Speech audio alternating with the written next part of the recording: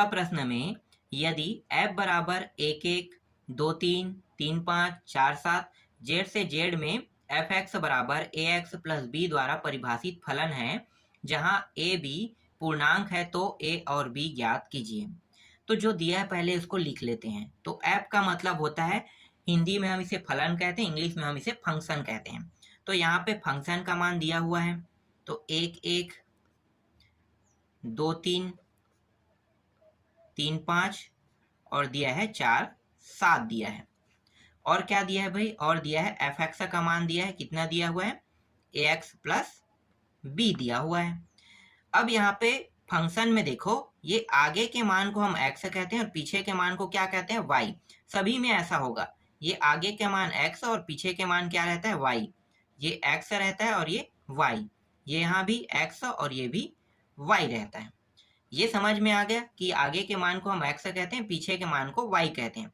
तो मैं अभी ये 1 1 है ना, इसका उपयोग करूंगा। पहले मैं 1 1 का उपयोग करूंगा। तो यहाँ पे 1 और 1 जो है वो ऐप के अंदर में है, मतलब क्या है, फंक्शन का ये क्या है, हिस्सा है। इसका मतलब ये फंक्शन के साथ क्या कर रहा है, बिलोंग कर रहा है, इस तरह से।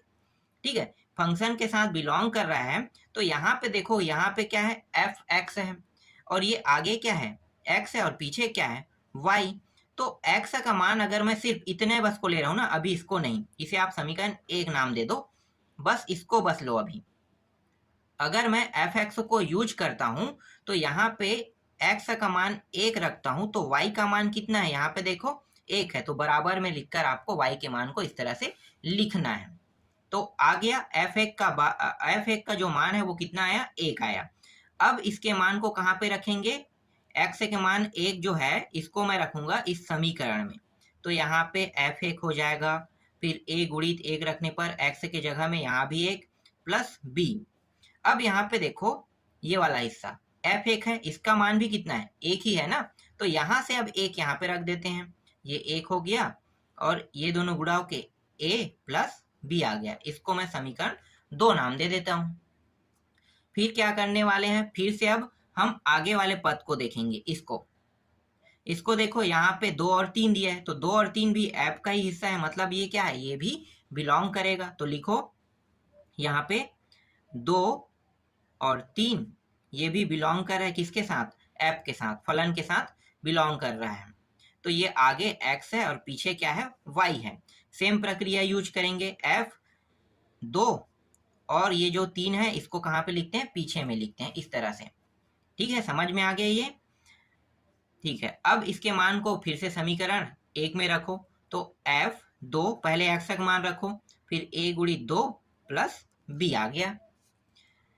इसका मान 3 रखेंगे और ये हो जाएगा 2a प्लस b।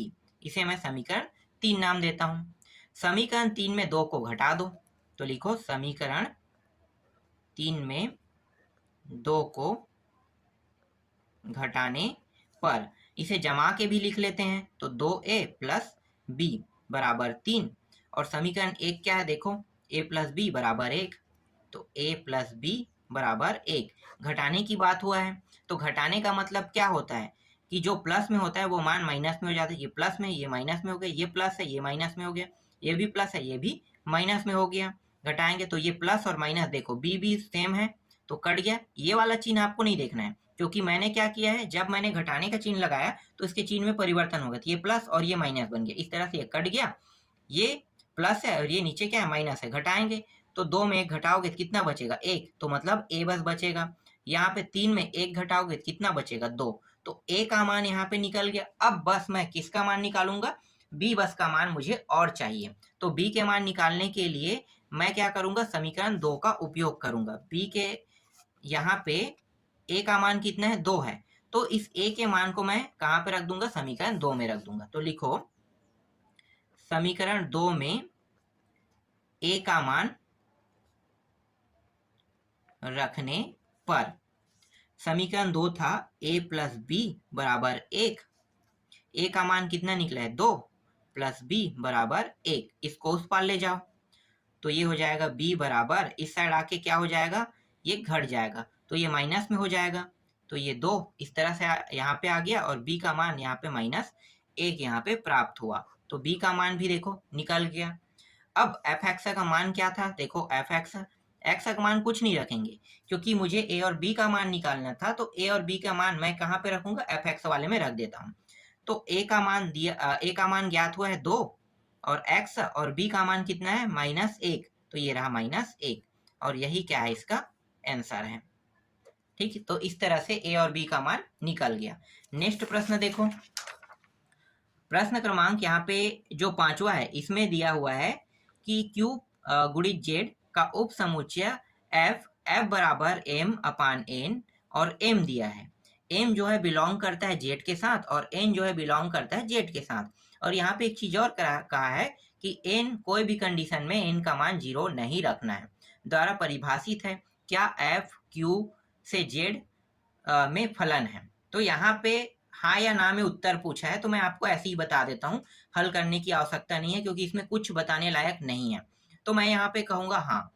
क्यों ये फलन है? इसलिए ये फलन है क्योंकि m जो है बिलोंग किसके साथ कर रहा है, z के साथ, और z और n भी बिलोंग करता है z के साथ। दोनों के साथ अगर बिलोंग करता है कोई मान तो डेफिनेटली, और वो दोनों मान किसकी वैल्यू है भाई, वैल्यू मतलब अवयव, तो ये किसके अवयव है, f का ही अवयव है ना। तो f का अवयव है, इसका मतलब ये है कि f बिलोंग करेगा z के साथ, समझ में आ गया, और q के साथ भी ये बिलोंग कर रहा है क्योंकि q के साथ गुणित के रूप में है z में, तो इसलिए ये हाँ हो रहा है।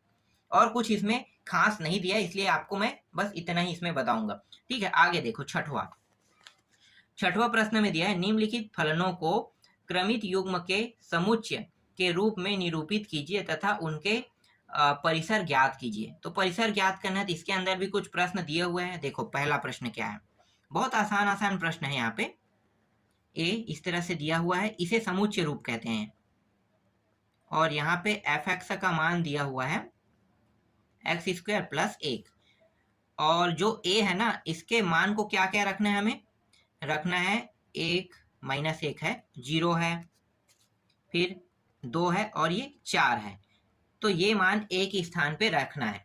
अब ये जो a है ना, a, तो a तो ओरिजिनल में नहीं है क्योंकि a की वैल्यू क्या है, x है, तो a आप समझो, तो a का मतलब आपको समझना है x ही समझना है। ठीक है, मतलब x के स्थान पे मैं क्या क्या रख सकता हूँ, यहाँ पे -1, 0, 2 और 4, इन सभी वैल्यू को x के स्थान पे मैं रख सकता हूँ। ठीक है तो ये a का मान, लेकिन a का संबंध x के साथ है, इसलिए a बराबर x मानो। अब मानों को रखते हैं, तो यहाँ पे ये जो एफ एक्स बराबर x² दिए, इसे आप समीकरण 1 मान लो। तो इसमें मैं पहले रखूंगा -1 रखूंगा, तो ये हो गया -1, फिर यहाँ भी -1 रखेंगे क्योंकि x दिया है और +1, तो f -1 का मान प्राप्त हो जाएगा। यहाँ पे 1 का वर्ग मतलब 1 + 1 बराबर 2 प्राप्त हो गया।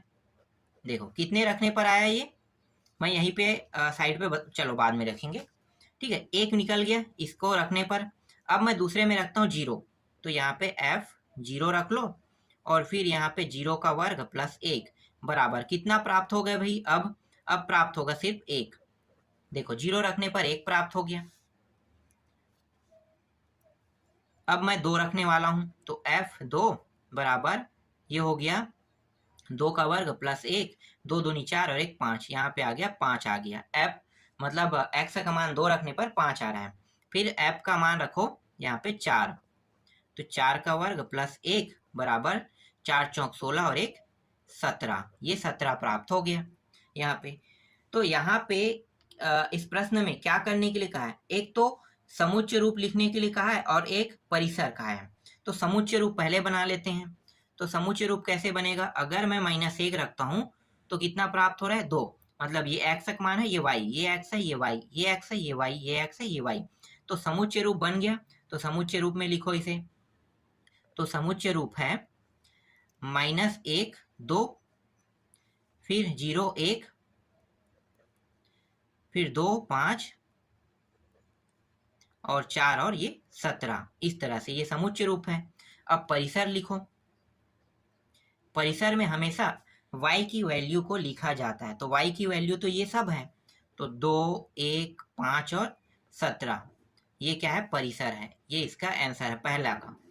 दूसरा देखो, इसमें दूसरा में दिया है जी ए और एन इस तरह से दिया है, और जी एक्स का मान दिया हुआ है 2x दिया है, और ए का मान इस प्रश्न में क्या रखना है, इस प्रश्न में रखना है x अनुपात x बिलोंग करता है n के साथ, इस तरह से प्रश्न दिया हुआ है। और x का जो मान रखना है वो x का मान 1 से लेके 10 तक रखना है। क्यों 10 तक रखना है? क्योंकि यहाँ पे देखो बड़ा और बराबर लगा है, इसका मतलब 10 हमारा अंतिम है। अगर बराबर का चिन्ह ना होता तो मैं 9 तक रखता, यहाँ पे बराबर का चिन्ह है इसलिए 10 तक रखेंगे। मतलब x का मान क्या क्या रख सकते हैं, 1 2 3 4 5 6 7 8 9 और 10, ये मान मैं x की जगह पे रखूंगा। तो यहाँ पे जी एक्स वाले जो है इसको ले लेते हैं, इसे समीकरण 1 मान लो।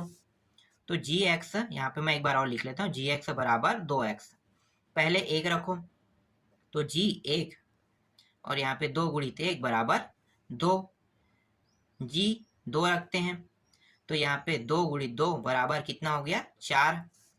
फिर यहाँ पे जी 3 तो यहाँ पे 2 गुणित 3 बराबर 6। मतलब इस तरह से ये पहाड़ा पढ़ते जा रहा है लगातार, तो पहाड़ा पढ़ते जा रहा है तो आपको समझ में आ गया। तो मैं डायरेक्ट इसके बाद कितना रखूंगा, 4 रखूंगा, तो 4 रखूंगा तो 2 और 4 गुणा कितना होगा 8 होगा ना। तो आपको पता चल गया, रखते जाओगे तो यहाँ पे मैं लिख लेता हूँ, ठीक है। फलन का मान कितना प्राप्त होगा समझ में आ गया होगा, तो मैं डायरेक्ट अब रखता हूँ, आगे हल नहीं करेंगे और टाइम वेस्ट नहीं करेंगे, आपको समझ में यहाँ पे आ गया होगा।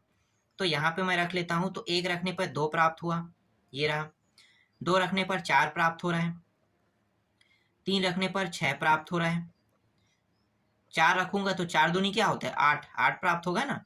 5 रखूंगा तो 10 प्राप्त होगा, 6 अगर मान रखता हूं तो 12 प्राप्त होगा, देखो दुगना ही प्राप्त हो रहा है इसका, आप रख के भी देख लेना।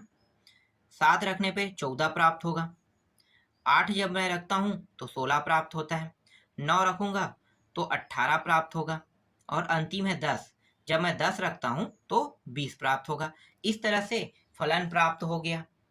अब फलन प्राप्त हो गया तो मुझे अब क्या निकालना है, फलन के बाद मुझे निकालना था परिसर, तो परिसर निकाल लो। परिसर पीछे के जितने भी मान है ये सब क्या है परिसर है, ये वाला मान है ना परिसर।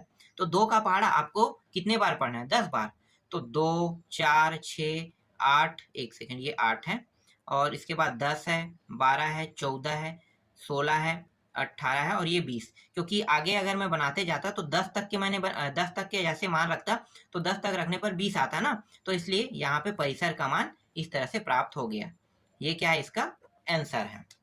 आगे देखो नेक्स्ट प्रश्न।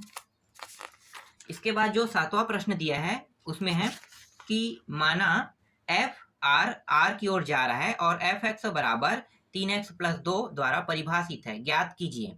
तो ज्ञात करना है, यहाँ पे 2 मान दिया हुआ है, ठीक है। तो पहले में यहाँ पे दिया क्या है, पहले मैं प्रश्न को लिख लेता हूँ जिससे क्या होगा आसान हो जाएगा।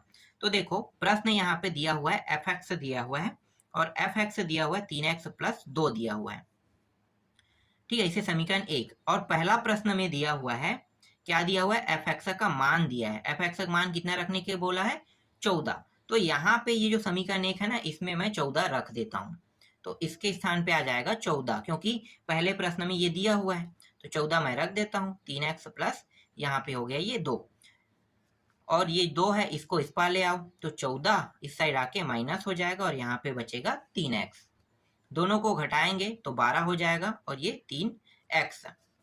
x के साथ ही गुणा के रूप में, इसका मतलब ये है कि 3 नीचे में आएगा और यहाँ पे बचेगा x।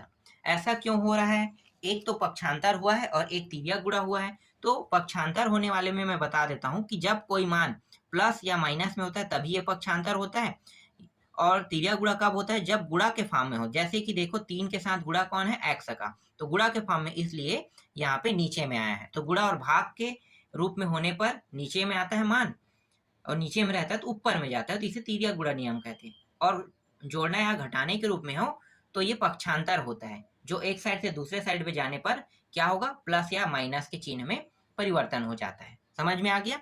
तो यहाँ पे 3 एकम 3 चौके तो 4 प्राप्त हो गया। तो x की वैल्यू यहाँ पे कितना प्राप्त हुआ 4 प्राप्त हुआ। तो ये क्या है इसका आंसर है पहले का।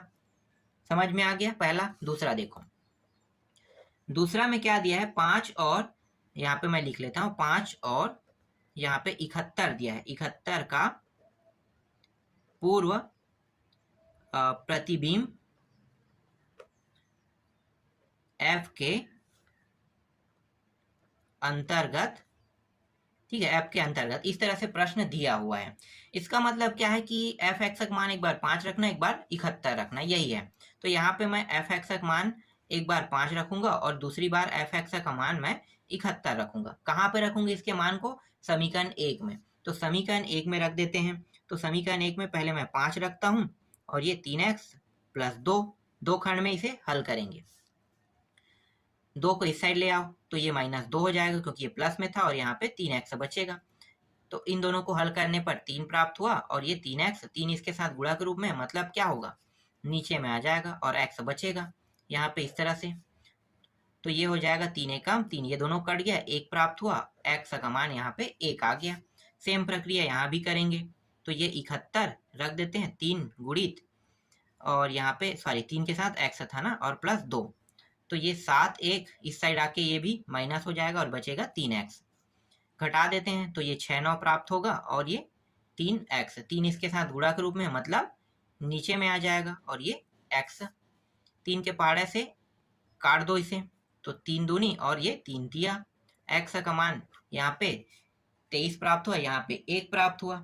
तो यही क्या है, यही इसका आंसर है। तो इस तरह से 7वां प्रश्न भी कंप्लीट हो गया।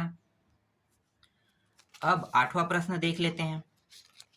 तो देखो 8वां प्रश्न में क्या दिया है। 8वां प्रश्न में दिया है कि माना n प्राकृतिक संख्याओं का समुच्चय है और n पर परिभाषित एक संबंध f इस प्रकार है कि f का मान यहाँ पे दिया हुआ है, मतलब x 2x, फिर x बिलोंग करता है n के साथ। क्या f n से n एक फलन है? यदि हाँ तो f का परास ज्ञात कीजिए। तो f का परास ज्ञात करना है तो यहाँ पे मैं हाँ कह रहा हूँ, आंसर में क्या कह रहा हूँ, हाँ। कैसे? तो देखो इस प्रश्न में जो दिया है पहले उसको लिख लेते हैं। दिया है f का मान दिया है, क्या दिया हुआ है भाई, f का मान x 2x दिया हुआ है और यहाँ पे x फिर इस तरह से प्रश्न में दिया हुआ है, ठीक है। तो ये पूरा मैं लिख लेता हूँ। अब इस प्रश्न में कहा है n प्राकृतिक संख्याओं का समुच्चय, मतलब n का मान प्राकृतिक संख्या कहाँ शुरू होता है, 1 से। 1 2 3 4 5 इस तरह से डॉट डॉट डॉट आगे बढ़ते रहेगा, ये n का मान है, ठीक है। n का मान मैं यहाँ पे रखूंगा इन दोनों में। तो अगर मैं x में n का मान और ये 2x है, ठीक है, दोनों में रखते जाते हैं। ये आगे को मैं क्या कहूंगा, x का ही मान कहूंगा और पीछे का मान को क्या कहते हैं, y का मान कहते हैं ना। तो मुझे इसमें परास ज्ञात करना है। चलो मैं आगे बताता हूँ, पहले यहाँ पे रखते जाएंगे। 1 का मान मैं इन दोनों में रखूंगा, इसमें भी और इसमें भी।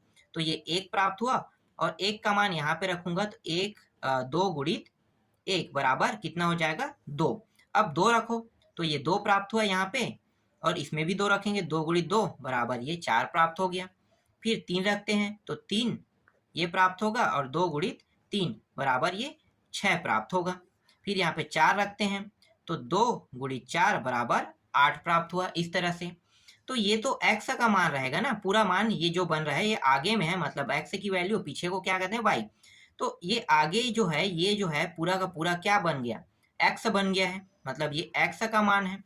और ये जो पीछे में आपको दिखाई दे रहा है ये वाला पूरा, ठीक है, जो मान ज्ञात हुआ है उसे देखना है। तो 2 4 6 8 ये सब क्या है, y है, ठीक है, y है। और x वाले जो जितने भी वैल्यू है इसे मैं क्या कहूंगा, प्रांत कहूंगा, और इसे मैं क्या करूंगा, परिसर। और परास का मतलब होता है परिसर ज्ञात करने के लिए, इस प्रश्न में कहा है।